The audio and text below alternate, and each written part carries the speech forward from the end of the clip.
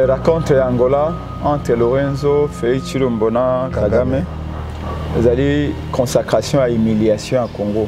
Ils ont l'accord Angola, Félix a commencé un 23 un groupe armé congolais. Félix a commencé un 23 un groupe armé congolais. Félix a commencé un 23 un groupe armé congolais. Félix a commencé un 23 un groupe armé congolais à nationaliser Bango.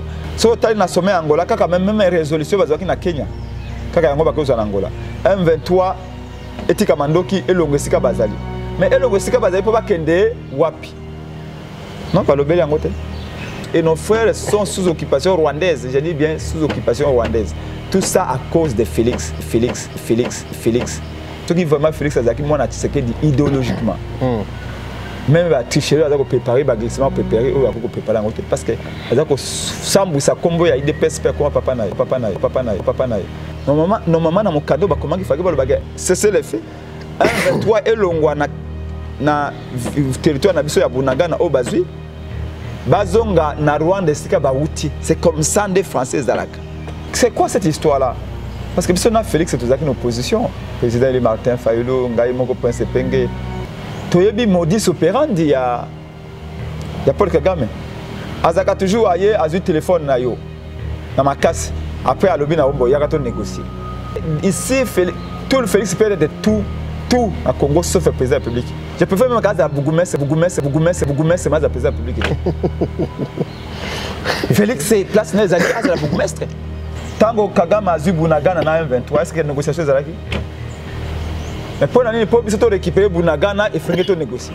Kagame a joué Gémo comme Abbé. Hollanda qui s'offre le Tundula. D'ailleurs, qui s'offre le Tundula a d'accord, tu as une négociation, mais le coup là, via le gouvernement, a un salaire, il a démissionné. On ne peut pas échanger notre terre comme contrepartie à la paix. Nous avons droit et à nos terres et à la paix. Si nos terres, point barre. Le Premier ministre des Affaires étrangères et à Rwanda, on n'a jamais signé le cessez-le-feu. Et pourtant, le président Angola il a eu cessez-le-feu. On se manque de nous. Voilà comment les âgés qui zengi bako salabiso. Les âgés qui zengi bako salabiso. Les âgés qui zengi bako salabiso. Un homme comme Kagame ne peut pas changer du jour au lendemain parce qu'il existe Félix pour la beauté de Félix, non.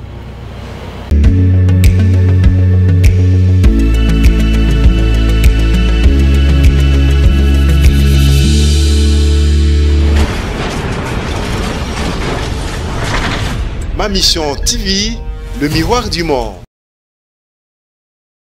Ma mission au cœur des actualités, réfléchissant pour notre pays, chers internautes fidèles abonnés, bonjour, bonsoir, bon après-midi, partout où vous nous suivez, bienvenue dans votre émission Réflexion qui est bel et bien présentée par moi-même, Alexis Wechi. Si vous remarquez, vous allez voir que tous un plateau nabiso idéalité. Toi bongo koluka moko ya balobeli, oba kolobela mboka pe ba moko ya eside pe la muka, mwana mboka Prince Epenge. Naye toko solo la o ezali ba actualité actuelle bomoni tête à tête ya Félix Tshisekedi et Paul Kagame na Luanda. Koto kuna tomoni M23 a réagir à lobby que makambo wana etaliete. Si koto ko ebate est-ce que ezali jeu ou quoi na mwana mboka Prince Epenge toko solo la naye na ba actualité tout oyo ezana kati ya mboka mbote mwana mboka. Mbote ndeko wechi mbote pena balandia ma mission télévision chaîne Nabino Banso. Merci beaucoup mon amboka Prince Epenge avant to kota actualité to fondement branchement to moni gouvernement et bongo initiative ya ko réflexionner ndako Mobutu oya kalawana pour na kosala ngonde ti moi misé yo moni ngoboni. Attends de voir. Je crois que ça fait partie de la mémoire collective. Ce que les candidats à réhabiliter ngo les amis, les alliés qui sont madame. Le problème c'est que Batuba Kambeko Sikawa makanisinde zangi bangote. Mais makasi ya kokena makanisiti na sukande za lakate. C'est la mémoire. Ça fait partie de notre mémoire. Il faut réhabiliter en gros. Ba vestige à régime Mobutu Nyonso Sengeli ko rendre en gros vivant pour la postérité, pour na bao bakoya na sima na biso ba yebali citoyen ndenge za lakate. Mais balobi ke bino opposant bolobaka mingi makambo etali mama élection belé makambo etali pe Mobutu kosenga eke kozongisa Mobutu na kati ya mabele ya bakoko na yo population congolaise pe ezalaka na bongo posa bolobaka ngo mingi te pona nini opposa sengeli te asa la marche pour être nous autres à Mobutu ça on n'a pas besoin de faire une marche pour ça même ceux qui marchent ezali une façon à exprimer pour ça na yo to miloko yo boyi faut savoir recourir dans les moyens à expression démocratique le lingue sengeli par contre rôle na biso ezali te ceux qui bayeba ko sala yango bayeba na pouvoir ba ko sala yango te biso bayeto ko ya esengeli to sala yango donc ezali parmi makambo esengeli to sala donc pouvoir esengeli yeba nini tina na yango ezali nini ya te biso neto yebisaka tina pouvoir ya Chilombo to ya Kabila ya nini le lingue moko biso moko il faut définir les biens fondés à pouvoir autokoya na yango. Donc je crois que à chacun de faire son travail. Il y en a qui sont payés pour cela, basala monsala pour lesquels bazali payés, sinon ils ne sont pas à leur place. Très bien, merci beaucoup. Alors, beaucoup de congrès, ils ont les 4 juillet, si je ne me trompe pas. Cette fois-ci, c'est pays qui sont là, Kisangani. Pourquoi Kisangani? D'abord, je tiens à corriger le Cambolobi. On a allié et à partir engagement pour la citoyenneté, le développement Congo et SID. Plutôt, allié et engagement pour la citoyenneté et le développement.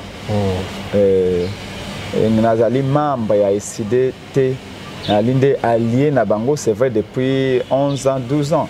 C'est normal que je confonde Prince Penge na SID parce que je suis allié na président Eli Martin Fayulu depuis plus de 12 ans. Mais Nazali Mokambia lingomba politique de Kayaka na mwana mboka Pierre Jacques Chalupa. OK. Des mémoire action pour la démocratie et le développement au Congo. ADD Congo en sigle. Très bien. Donc, l'ingomba moneno boy to bandi sikawa aller depuis plusieurs années au Congo et tu allais allier na SID to confonder na bango DTP dynamique Tshisekedi du président to confonder na bango force à le changement to confonder na bango rassemblement de l'opposition to confonder na ADD confonder na SID que la partie sur la RDC to confonder na bango rassemblement to confonder pe la moka donc voyez-vous, c'est normal que qui c'est ensemble, c'est ensemble. Mais les aliments président, Mokambi, ADD Congo, Moka va passer Sangwala, Mokape, allié en tout cas fidèle et à président Eli Martin. Mais tout le monde a comme mingi kobimi sapena ADD Congo te, tout le monde a comme mingi sima vraiment ndé ya SID na ba main sebele ya SID yo zalaka vraiment wana mingi kina oya yo moko pourquoi? Non, c'est que on partage les mêmes idées, les mêmes valeurs. C'est normal que tant que SID a cette activité, donc quand on partage les mêmes idées, c'est comme si vous êtes dans une même maison. Mais moi, moi, maman Kulutu, moi, c'est moi aussi, parfois. Moi, Noko et à la Kate, il y a ma famille, donc non seulement qu'on partage les mêmes valeurs, les mêmes idées, mais que si le plan humain, on est proche, ça c'est vrai. Mais le BTAD de Congo, le Boya Kanyaka, ADD Congo, Kabila Sali ba dialogue gamba les belé, bayana ba macaron ko pesa biso to kena ba dialogue to boya parce que ceux qui to kenda ka peut-être na ba dialogue peut-être to ngai ko za corrompu peut-être somba ba siège belé le ko ba to mususu. Et ce ko tali na ba 100% ba parti politique 95% ba considérer bango ba to ba ancien ministre, ba ancien premier ministre, ba ancien président, ancien député et tout ça et belé donc on y a les coups dans moyen. Je ne dis pas qu'il y a des partis qui vivent dans moyen na bango non. Il y a des partis qui vivent dans moyen ba poche na bango ou na ba contribution ba membre. C'est très peu mais il y en a. Mais biso nous toujours comme matangomba le kolambolo na moyen propre ya biso mais sinon nous existons. Ce qui fait un parti politique, il y a été une manifestation publique et belé non. D'ailleurs, bah idée au bout de colissa, bah colon n'a pas colissa mitu à battre peut-être battre un peu de temps aux amboka, pas comme amboka madame. Ma casse il y a parti politique, mon parti politique a surtout nombre. Les alliés avant tout, bah idée ni nous voyons na yango pour amboka. Sinon un parti politique n'aura plus ne justifiera plus son existence. Namboka le colo yabiso. Très bien. Congrès. Oui, mais congrès a tout d'abord au lobby na ville à Kisangani et d'abord au samedi pour biso ban surtout aux alaba professeur Kalele nouvelle élan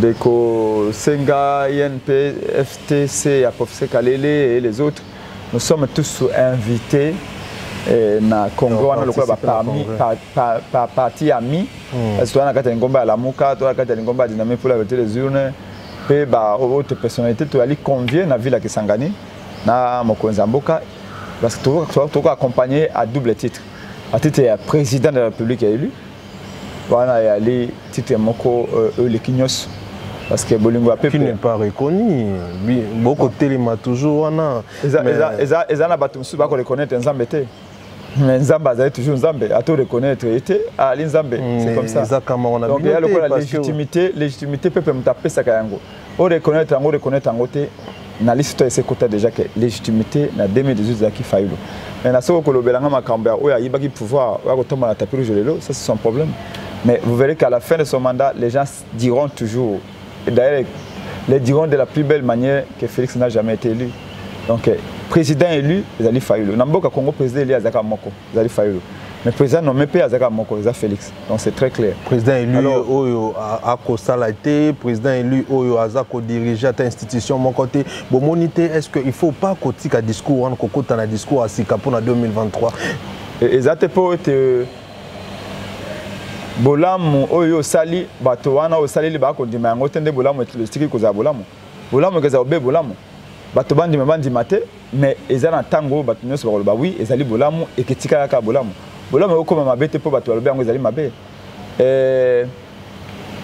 oui kozala président élu mo exercer pouvoir na ote mais c'est le cas de Tchèlène Tshisekedi de la en 2011 azalaki véritablement élu na botoke pouvoir Lengue Martin Fayulu azalaki véritablement élu baboto le pouvoir mais est-ce que cela fait de Félix Tshisekedi un président élu non d'ailleurs ce qui le moni partout bakoto ça a été baza ko na Congo lokola mboka ezanga papa na maman lokola poulailler c'est parce que babi qu'il y a un illégitime au Congo bref donc ende na titre wana mais lobi to ko bana na accueil na aéroport ya monene ya Kisangani bebete ya 3e ville ya pays après Kisangani après aéroport to beta mai mbete na place de la poste sika meeting ya monene et que ça la sima meeting nda okenda ko sala ouverture ya kubesa go ya congrès ya ICD ou ya parti na yo biso ba parti allié to aller inviter parce que na tradition ba parti politique ceux qui moninga na congrès a invité pe baninga mususu ba ko participer na congrès na ye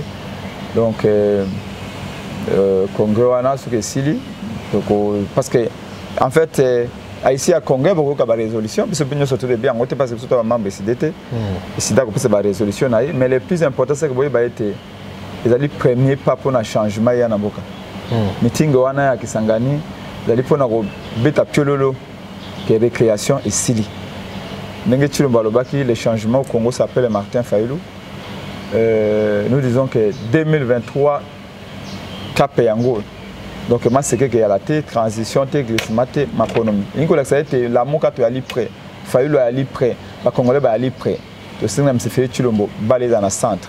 Quand je dis balle au centre, ça veut dire que G est à la G neutre. L'arbitre est à la neutre, règle à la G est à la claire pour que les meilleurs gagnent en 2023.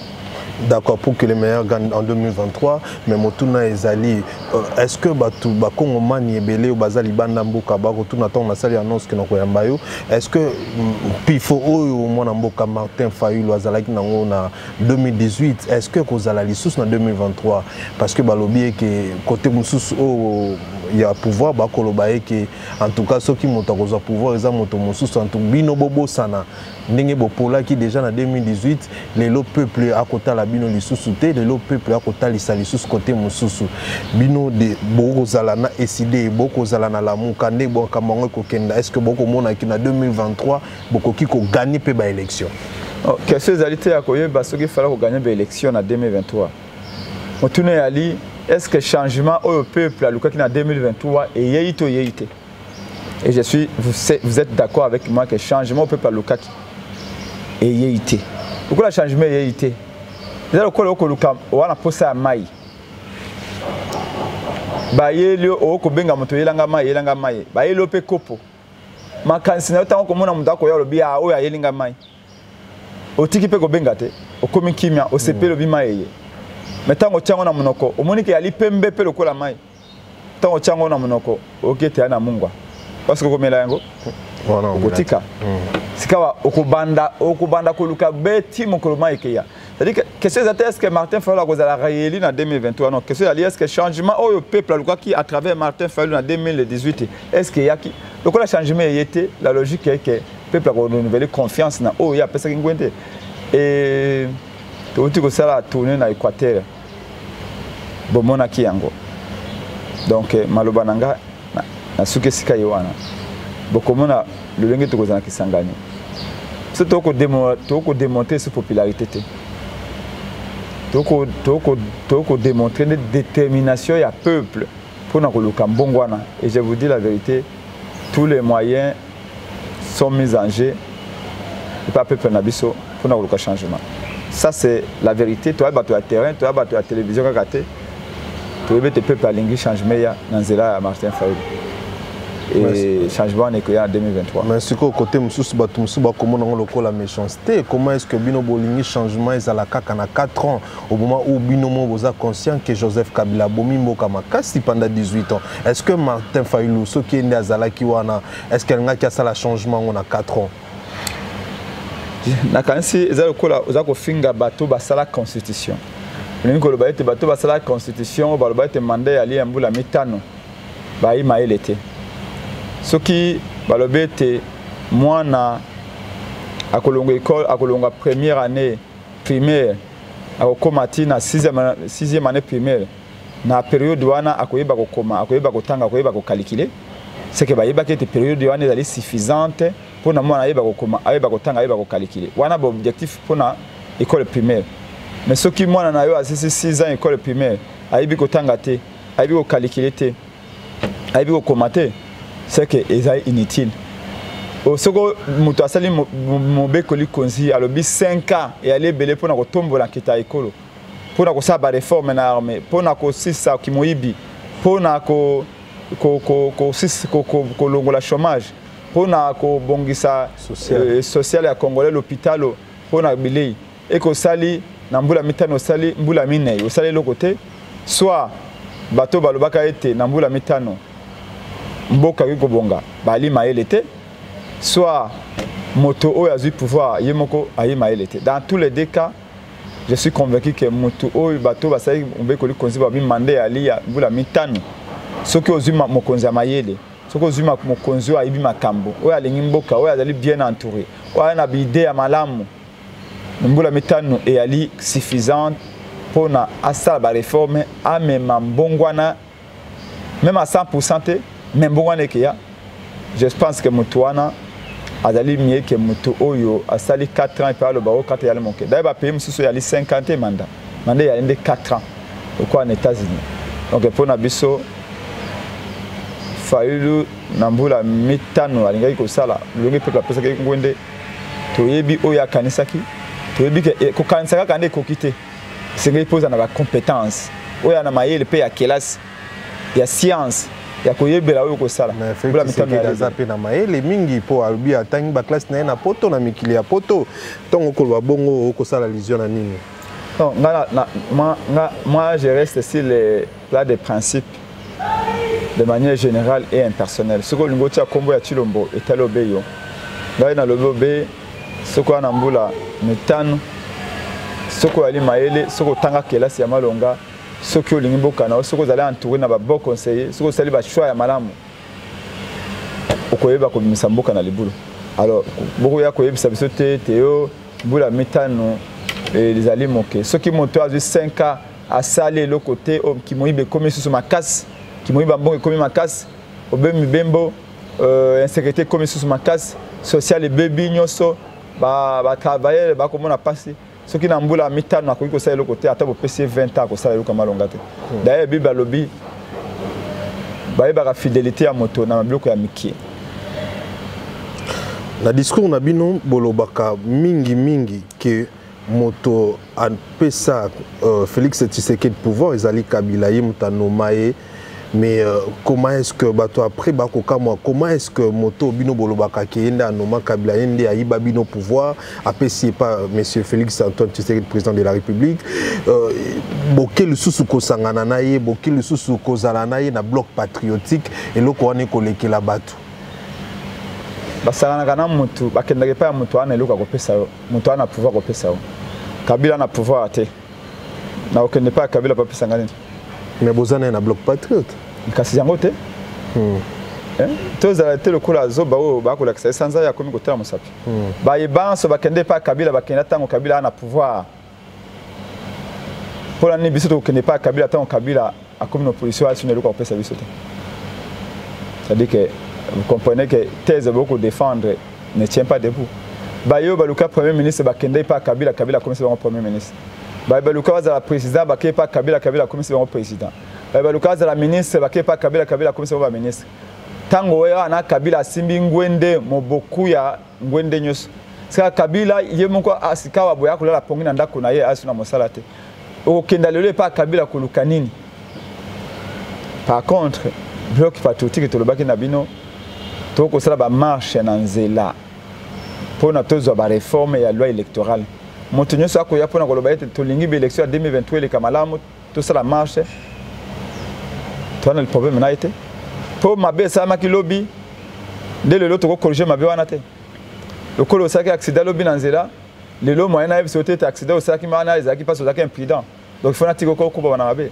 Nous ne sommes pas avec Kabila et vous le savez. Ndeko epenge oza contradiction na population parce que bino bato liboso boyebisa biso population que non kosangana ndeko Félix Antoine Tshisekedi na Kabila eza mabe bakabwana lelo bokomi bokobongisa ngo ke mabe akala to bongisa. Non. Bino de bo comprendre le côté.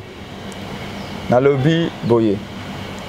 Même motu d'ailleurs il faut que vous soyez très disponible.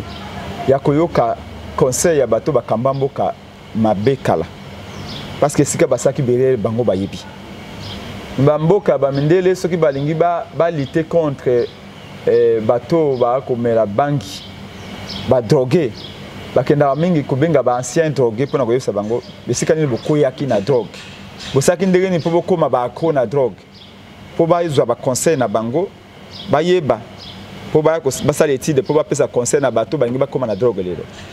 Ce qui Chadar a lobby, il a battu l'élection en 2011. Ils ont dit malam pour Namboka.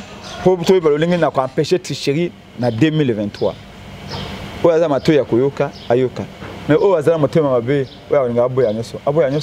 mais encore une fois de plus je vous dis, bakendaka et pas ya moto na pouvoir ya kopesa yo. Tokeye pa Kabila te pa mate Kabila na pouvoir kopesa bisote. Tango ala ki na pouvoir to boya ki okende pa na ye. Lelo okende pa ne pa pesa biso ni. Kwa pesa no poids, chabino poids. Non. Na poids wa fa pesa biso lelo. Na pouvoir fa ka pesa biso lo belo ndongo tout pona. Est-ce que Luka bino? Mais c'est ce que je vous dis. Donc ça dit que vous même la conclusion au lobiete to alien Kabila te mais parce que vous pensez que le seul fait que tu marches dans Nzela que vous moni Shadari wande osana Kabila c'est que vous belo ko babingo sangana te. Très bien. Tout le l'actualité, tout le monde tête à tête dans le sommet à Luanda. Ici, quand le président de la République, Antoine Tshisekedi, qui bongo na Paul Kagame, na président Angola, Joao Lorenzo, tout le monde résolution et bimikuna, tout le monde comment est-ce que le président Angola lobby qui va se mettre d'accord que les troupes rebelles ont asima. D'abord, avant tout côté na makambo et bimi wana na critique aux populations comme ça là, yo tête à tête ou en état qu'un homme politique et le Bélioni. Raconte Angola entre Lorenzo, Félix Chilumbona, Kagame. Les alliés consacration à humiliation à Congo. Les alliés capitulation. Les alliés une rencontre de trop inutile. Encore une fois, je comprends pourquoi Félix rien qu'au mois de mai 2022 à consommer qui na présidence n'a eu 41 millions de dollars. C'est pour des raisons inutiles. Le 24 mars Yambula Oyo 2022 Félix na Kagame bakutana ki na sommet na Jordanie na pays arabe kuna. Basololi ba meli même vers ensemble ba kaboli cop ensemble. 4 semaines après, Kagame a côté na Congo na M23. Babomi batu. Ba militaire congolais ba kangi 2 militaires rwandais. Président Angola a bengi abibo libérer 2 militaires rwandais. Félix Abangi a libéré bango bazongi na Rwanda. Un mois après, 7 pays d'Afrique de l'Ouest, Rwanda, Ouganda, Burundi, Tanzanie, Kenya, Soudan, Congo démocratique, bakutani na Nairobi. Babina Félix Tshisekedi esengelo négocier na M23. Balobi na ye tokozwa ba agrega ya ba armée wana nyonso tout sangisa armée moko sangisa totinde pa ina Félix pa ndimi. Balobi na M23 longwa sika yo zali kende sika mususu mekaka na kati ya Congo. Félix pa ndimi. Alors que tant que négocier accord ya Nairobi wana gouvernement congolais na armée ya Congo balobi ba M23 ba congolais te. Ezali un groupe terroriste. Et utaki na Rwanda. Mais curieusement, en accord autour de na Kenya na président wana, andimi que groupe terroriste et comme un groupe armé congolais petit na Congo. Après Kenya, 3e sommet na Angola. Pourquoi faire? Si vous na sommet Angola, kaka même résolution bazaki na Kenya. Kaka yango bakoza na Angola. M23 etika mandoki elongwe bazali. Mais elongwe sika bazali po bakende wapi? Non, pas le bel angote. Mon hypocrisie à Félix. C'est-à-dire que pour Bango M23 et Longwana Bunagana, mais Batika Kaka na Congo. Normalement, dans mon cadeau, comment il fallait cesser les faits. M23 et Longwana na territoire na biso ya Bunagana au Bazui. Bazonga na Rwanda Sika Bauti. C'est comme ça des Français Zalaka. Donc ça dit que na ezala accord ya Kenya, ezala accord ya Angola. Félix a commencé M23, un groupe armé congolais, à nationaliser Bango. Alors qu'elle a, en contradisant l'armée, et le gouvernement qui disent qu'ils allaient un groupe terroriste. Côté en tout cas, la population est vraiment, ils ont moins éclaircissement. Donc, comment maintenant il y a que négocier un groupe terroriste? Parce que le lobby du groupe terroriste. Et le lobby du groupe terroriste, papa n'a Bango de Kagame. Si on négocie avec Kagame, si on négocie avec un groupe terroriste. Alors que les Américains vont négocier avec un groupe terroriste. Soit battre Bango, soit capturer Bango de Benalden. Et c'est quoi cette histoire-là? Parce que si on a Félix et tout ça qui est en opposition, le président Martin Fayulu, Ngaï Moko Prince Penge, Toyebi modus operandi, il y a Paul Kagame. Azaka toujours ailleurs, a eu téléphone na yo, dans ma casse. Après à l'objet na ombo, il y a qu'à négocier. Vous comprenez ça? Na yena azu micro na yo yo boye na makasi na pomba 2 semaines après na bimbo yaka kasi to négocier. C'est-à-dire na tio de la position à faiblesse. Non. Tango Kagame azu Bunagana na M23, est-ce que négociation ezalaki? Mais pour l'année pour biso to récupérer Bunagana et finir to négocier. Et depuis presque 30 ans Kagame ne joue qu'à ce jeu-là. CNDP, M23, MLC, SCD, KML, LCD, NE, LCD Goma. C'est toujours même opérateur. Kunda Bantoire, Moutebusi, c'est toujours comme ça. Akoye pas na biso azuma belé a pas bon toi to négocier na belé na bino. Oyo ozi shumishi nanga na ndako o mwasi nanga tandela nga na singa. OK na ngwe pa na au commissaire yango ya yo Apollo be auto négocier pour na zongi selao. Et à ce moment-là, ngana ko négocier na personne bloc yo lengi pour zongi senga chemin nanga. On peut pas échanger notre terre comme contrepartie à la paix. Nous avons droit et à notre terre et à la paix. Si nos terres. Point barre. Mais M23 lobby qui fait des routes à Luanda, Italie, Bangote, écoute tous les lots déjà qu'on a les sous-mancas na FRDC. Mais pour vous dire que Kagame a joué Gémo comme Abbé, Olanda qui sauf le Tundula, d'ailleurs qui sauf le Tundula, a d'accord, tu n'as pas de négociation, mais le coup là, via un gouvernement, à un salaire, il a démissionné à l'été. Moi à sa place, j'aurais démissionné. Mais Vieta a une retraite, donc vous comprenez. Le Tundula l'a dit avec le système Boudiakira que lui n'est pas d'accord avec ma négociation à Félix Wana, mais il a bien un demi-mot. Basisi Bakorango, M23 a félicité Félix Tshisekedi, n'a pas président africain, na Kenya. A communiqué à Kenya Zamalam. Mais communiqué à Angola, Babo, ils ont engagé Bangote. Le premier ministre Affaires étrangères et à Rwanda, on n'a jamais signé le cessez-le-feu. Et pourtant, le président Angola a eu cessez-le-feu. On se manque de nous. Voilà comment les âgés qui zengi bako salabiso. Entre-temps, bako récupérer le territoire et nos frères sont sous occupation rwandaise. Je dis bien sous occupation rwandaise. Tout ça à cause de Félix. Soit par moleste et régime naïe, soit par complicité ou négligence ou incompétence, dans tous les deux cas, Félix n'est pas à la hauteur de sa tâche. Voilà pourquoi tout le monde, le problème est à propos de l'eau, et faiblesse et leadership. Il faut un leader où on a Trump et Martin Fayulu. Où on comme on a vision 180 degrés à monde. Il y a géopolitique, il y a géostratégique, il y a jeu et enjeu dans la sous-région. Ce qui étonne, c'est que Félix Azaloukola, c'est comme si le Congo commence à exister avec l'arrivée de Félix au pouvoir. C'est comme si le Congo n'a jamais eu d'histoire. C'est comme ça qu'il a dit devant les rois des Belges, Tobo, c'est l'histoire du Congo. En contredisant le Lumumba. Parce que le Lumumba disait non. Bobo, c'est l'histoire du Congo. L'histoire coloniale, Bobo, c'est un Congo. Le Congo ne commence pas à exister avec l'arrivée de Chilombo. Le Congo a existé, le Congo existe et existera jusqu'à la fin du monde. C'est comme si Ayebakite, j'ai Kagame Kuna. D'ailleurs, cette ignorance-là qu'on dit appeler Kagame frère et ami et un allié sérieux, nécessaire. Alors que nous savions, et nous, Martin Fayulu n'aurait jamais dit ça. Et Peng n'aurait jamais dit que Kagame était un allié sérieux, nécessaire. Donc il a été dans le passé. Un homme comme Kagame ne peut pas changer du jour au lendemain parce qu'il existe Félix pour la beauté de Félix, non. Kagame a une logique qui n'a absolument rien à voir avec ce que nous pensons de notre pays. C'est pourquoi dans le Bina, on n'a pas négocié nos territoires. Les Congolais n'ont pas négocié les territoires. Donner une partie du territoire en échange de la paix. Nous avons les droits, et à nos territoires et à la paix sur nos territoires. Point barre. Et donc, l'armée congolaise et sénégalaise a mobilisé. D'ailleurs, nous, président Élie Martin Fayulu, Lamouk Adolphe, nous tous, c'est nous qui avions commencé à mobiliser l'armée. C'est nous qui avions dit, celui qui veut la paix ne peut pas la guerre. La meilleure attaque, c'est la défense. Bisso et Sengeli peuvent peut-être mobiliser derrière l'armée.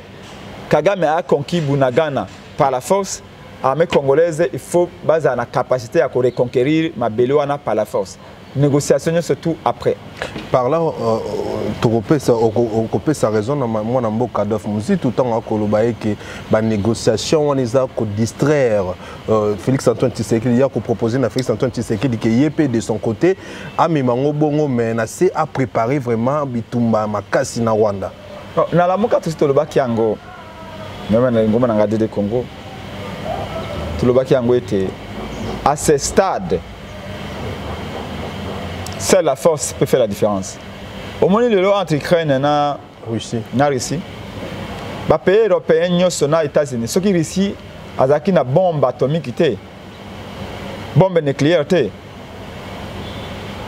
vont envahir déjà la Russie pour défendre l'Ukraine. Mais tous ont peur de la Russie. Pourquoi? Parce que la Russie a la bombe atomique, a bombe à hydrogène. Tous ont peur. C'est-à-dire que la Russie a une force dissuasive.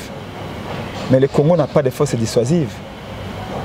Attends, le botongi miri entre Congo et Rwanda. Kagame a cassé miri wana na moi, même na Butu à côté. Vous savez pourquoi? Ils ont le col en andako. Ceux qui le pango wana bo respecta ka col na ngote. Bo côté na moi bo beti bana le pango wana bo bimi bo bangate. Bo kende bo fingi bato na le pango wana bo ko bangate. C'est comme ça les totokolaka. Mais ceux qui boivent papa wana bossi nomaye les vieux Rambo. Le pango wana ko tia makolote. Même attaque les calibos le pango wana ko mi ko banga ba boyebi que vieux wana vibra kamabe. C'est comme ça. Ici même à Tongi il y a 100 millions de kilomètres. À 100 000 mètres de hauteur. Kagame a cassé mire à côté na kati ya Congo. À cause de la richesse, à cause parce qu'il n'a aucun respect et ni pour le peuple congolais et surtout pas pour les dirigeants. Parce que bah il dit que bah dirigeants Congo jusque là à part Mobutu tout au Baïwana tout ça Kagame a contrôlé bah Kagame a sponsorisé mais on peut pas comment pouvoir y compris Félix Tshilombo. Kagame a paré naïe. C'est pourquoi tout le but tous zonga na ba fondamentaux tous ba dirigeants bazal légitime. Ata azali ko mesurer 1 mètre. Ata konda lokola singa ya matembele. Mais dirigeants wana a cause à monnaie na miso Kagame pambate a outé pas à peuple. Et c'est ça ce que nous préconisons. Et on peut insister si ba élection malonga ba réforme malonga koloba. Ce qui tout lingi beaucoup na biso. Ce qui vraiment Félix Azaki moi na Tshisekedi idéologiquement. Même la tricherie à préparer ba glissement préparer ou à préparer en côté parce que azako sambu sa combo ya ide pespère comme papa na. Alors qu'il fallait faire tout pour na koloba. Vous maintenant perdre des pouvoirs. Maintenant gagner honneur la famille biologique et famille politique na pour ensemble à combat papa na. Donc ici ces faiblesses mollesse à Congo manque de leadership au sommet de l'État. des continuer à biloko. Donc pour Nabiso, effectivement, il faut. Félix avait commencé par la diplomatie. Et la diplomatie échouée. Après, quand on est état de siège à l'objet, maintenant c'est la guerre, c'est la force. État de siège échoué. Alingazon a la diplomatie. Donc, et comme le col a ndenge kofelo mida yemba, toza rond point, toza tourniquet, ça n'a pas de sens. Entre temps, on perd des vies humaines, on perd des vies humaines, les enfants sont kidnappés, bana bazako bunga, mon boulot les alliés partout, c'est pas sérieux. Alors, Tolanda qui le la lobby qui n'a sommet mon bazala qui n'a James Kabaré Beo Azali ministre intérieur ya Rwanda a lobby que bangote mbako tungisa biso mingi ministre de défense bangote bako tungisa biso mingi bato bako tungisa biso mingi eza Uganda mais danger ezali que tant ndeko Félix Antoine Tshisekedi président de la République boyei ya Rwanda awa atiki ya Uganda côté kuna toki ke Uganda nde mutako sala ezali Rwanda te risque côté wana pona ba Congolais bino opposition boko loba elo côté boko dénoncer en côté non James Kabaré ba lobaki ezali c'est pas nouveau, c'est pourquoi je vous dis que on est surpris de voir Félix Tshisekedi découvrir les choses tant qu'on a comme un pouvoir 37 ans l'existence soi-disant opposition Moussa Ezakinin et bah voyage Mbosso président de l'Assemblée nationale lobini abi mokolo M23 ekoti pona kozwa bunagana batu oyo batikaki bango nzela pe ba protéger ki bango ezali ba soldats à Uganda. Comment ces mêmes soldats de l'Ouganda se sont retrouvés chez nous dans notre territoire? C'est M. Félix Tshisekedi bengisa ki bango ba ko sungaye na cas d'état de siège. Nana zali zoba na likambo. Obengisi Uganda ba kote pa na ba ke deyo. Tant que Bengsi Uganda na Congo, to boya ka ngona la muka. Tolobite Uganda sa envahissa biso déjà balebele. Ba fingi biso ba tribaliste, ba fingi biso ba ene. Mais le lombo cela dit, Uganda nda fongoli territoire. Tango Rwanda bandi ko menacer biso, tango Kagame lobi j'irai faire la guerre au Congo parce qu'il y a de l'espace là-bas. Ministre de la Défense nationale il y a chef d'état-major général il y a Uganda, moi na Museveni, ou à succéder na Museveni. Alors lui il sera aux côtés de Kagame pour faire la guerre au Congo. Mais malgré cela, ça ne dit rien à Félix Tshisekedi. Il continue à renouveler sa confiance à Museveni et à son fils. Et puis à Sengi à Armena Bangoya na Congo. Mais ça c'est la vérité. Bon maintenant, Olingi tout ça. Mais parce que dans ce moment-là, ce que vous courage il y a dénoncer des complicités qui pourrait se retrouver au niveau du chef, il y a Félix Tshisekedi. Complicité, il y a Félix, non? Mais bien sûr. Comment expliquer qu'il y a Bengsi Uganda alors que maintenant il est établi noir à blanc que Uganda est complice dans M23? Complicité n'est pas pour Nani. Est-ce que vous croyez vraiment que complicité a Félix Tshisekedi de Rosa? Parce que quand il y a un bango, des bisons stoyebi bazana pour ça bazanda mamboka. Kolinga ko envahir Congo ils bazanda mamboka. Est-ce que vous pensez vraiment que le président en place a koki kolinga et que il y a kabamboka na ebongo na ndinga na complicité au bino bokoloba? On peut pécher par l'action, on peut pécher également par l'omission. Okoyuko ça les sumu na kozanga koyeba, oko ça les sumu pe na koyeba. De deux choses lignes. Ou Félix aza complice, ou aza ignorant. Bino bopona. Abengisi Uganda. Ako sunga biso état de siège. La muka eboyi et pesi ba raison. Lelo tango Rwanda attaqué biso Uganda à côté na ngamba Rwanda, asangana na Rwanda. Balobi Félix azali les Congolais les plus informés. Makambo biso to yebaki na la muka ya yebaki yangote. Uganda yali complice ya Rwanda. Tolo banini. Ka yebaki te. Boso ka yebaki te, c'est kaza disqualifié ana qualité te ya koza président de la République. Donc ce que na mozindo papa okoya misa ba momoko choka parce que ba Congo balinga la vérité te. C'est le vérité ba bo findi. Donc vous comprenez que ici tout le Félix perd de tout à Congo sauf le président de la République. Je préfère même caser à Bougoumès c'est le président de la République. Félix c'est place les alliés à la bourgmestre. Comment on peut s'armer à Ouganda na Congo? Alors que tu es armé à Ouganda ici à agresser Congo ba lebele. Armé Ouganda ils a copié ba richesse tino lelo. Armé Ouganda est sponsorisé par rebelle. Armé Ouganda et elle pas en complicité na Rwanda. Mais quand le Rwanda vient nous agresser, l'Ouganda a accueilli le Rwanda à soutenir. Mais pourquoi il n'est pas la décision que le Rwanda est Zonga? Et malgré tout cela, il va signer encore un autre accord en pleine occupation que l'armée Ouganda officiellement sur Subaya. Alors, est-ce que vous pouvez comprendre quelqu'un qui chevauche les erreurs, même pas les erreurs, c'est plus des fautes. C'est pourquoi j'ai dit qu'il s'agit d'une complicité. Pourquoi le bâtiment que Zabiré de Félix? Parce que c'est très faible. Pourquoi le bâtiment que Zabiré faute est quand même un euphémisme. C'est de la complicité. Pourquoi le bâtiment même pas qu'il y a passivité? Bref, peuple d'Atelema. Ils ont un message, lobby à mon consamboka na Kisangani. Partout, c'est tout au Kende. L'air est grave. Notre pays est en train de partir. Tout côté que Félix Mbokate. Ce qui fait ça, c'est qu'au-delà de 2023, on n'aura plus un pays. Très bien. Pour en tout cas conclure, par parenthèse, Motuna Ezali, tous on a manqué dans Luanda, Félix Tshisekedi à lobby que groupe M23 baza groupe armé. Côté au gouvernement peut faire des qui baba terroristes. Vous pensez que contradiction est créer quelque chose dans l'opinion nationale, internationale si vous voulez? Non.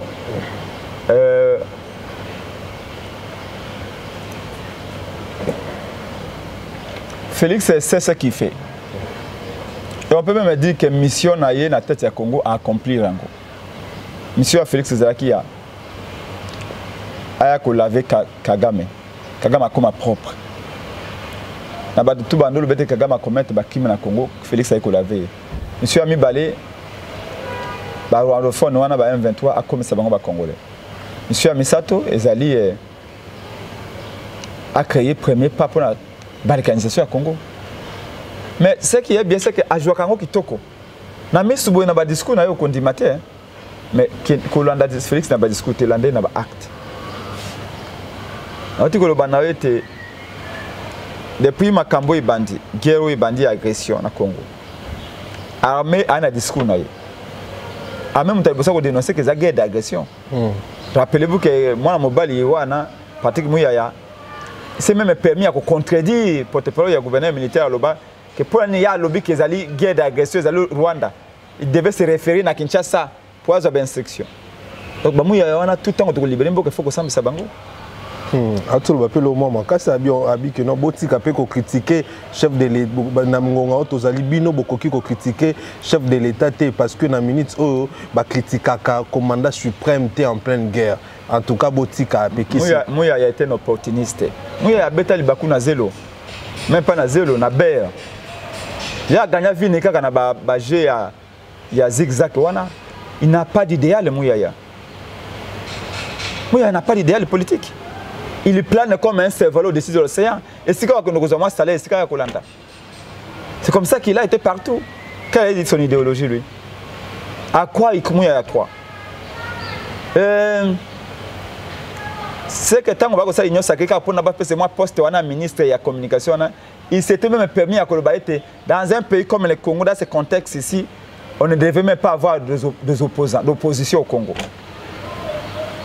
Un homme comme ça, le pénal sérieux, c'est regrettable d'avoir un jeune comme ça, mais qui soit aussi opportuniste.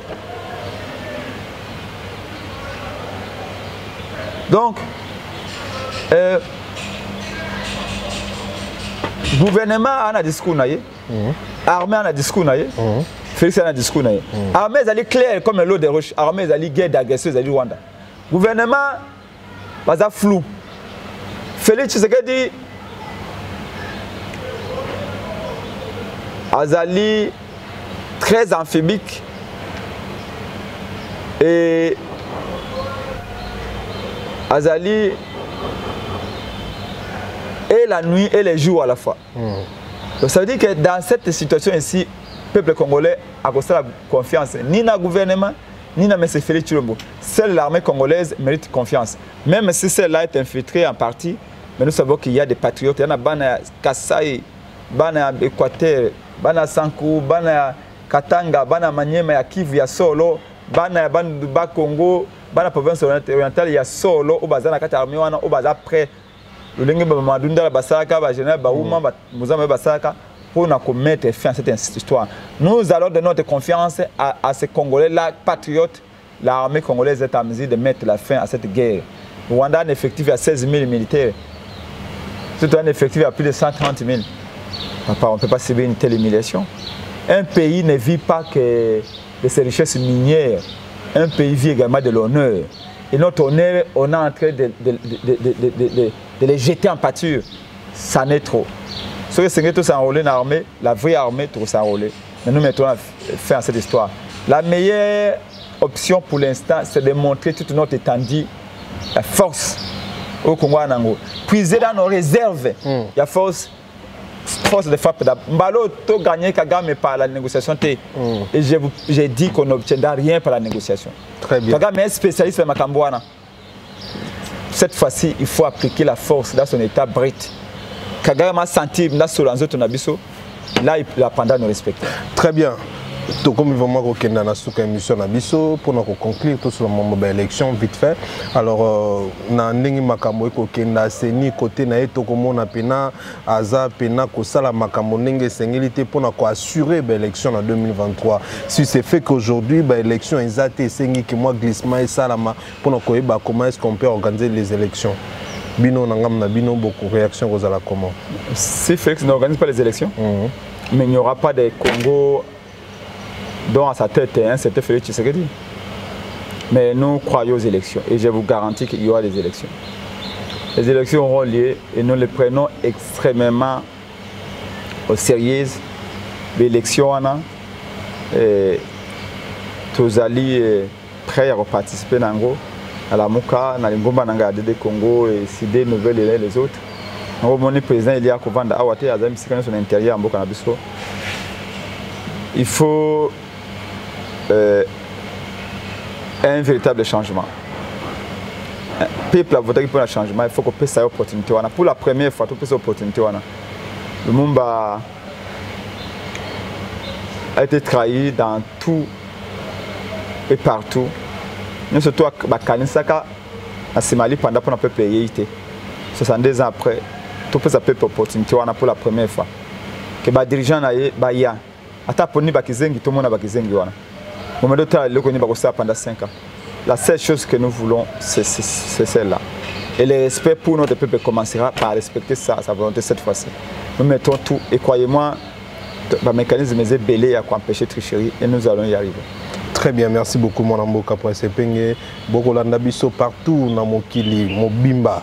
Na mikili ya poto na Congo pe na Afrique na ngamba Brazzaville na ba province tout ya Congo Kinshasa ezaki bongo mwana mboka Prince Penge na ngai Alexis Weti na etando na bino eke bolandi na kolinga avant aussi lisa mwana mboka ba 2-3 choses na bato ba kolanda biso na est surtout plus particulièrement na Bunagana. Non, on ne les oublie pas, loin des yeux, près du cœur. Toujours la partie est du Congo, non, c'est le Congo. Partie est, oui, mais c'est le Congo.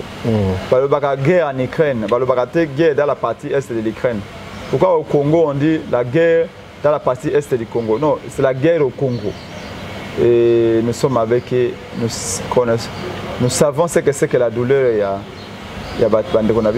On sait le kutamando qui n'est pas là. Une semaine à Zamba, on sait. Voir ton fils aller à l'école le matin, et puis na moyi à Zongité, ou maman qui belanga Zongité, c'est pas facile. Bakende Uganda, bazonga Congo, bakima bilanga, bakota Rwanda, bazonga Congo, bakende Soudan, bazonga Congo, ça n'est trop. Tu peux s'y maïter, tu peux s'y couranter, tu peux s'y mesalater, tu protéger Bangote, 62 ans après. Littéralement, on va accompagner pour couper sa peuple main, couper sa sécurité. On aura intégralement échoué. Mais cette fois-ci, les vents nous feront longtemps couper pour couper sa peuple na biso dignité naie. Basengi ba immeuble pour l'instant basengi kimia que basengi misala. Il faut leur donner ça. Sinon on est vraiment inutile. Merci beaucoup. Merci beaucoup Nabato Bolandi Biso. En tout cas, Maton Diming Lisusu, Nako Sepela, parce qu'à chaque fois que tu as une émission, la réaction est bien à ma casse. Il y a ma bête à malam, on va continuer parce que Kosunga Biso, tout ça, la moussala malam. Pour aller l'autre, ce qui a ce qu'une colo à permettre, tout le monde a une balassima. Au revoir.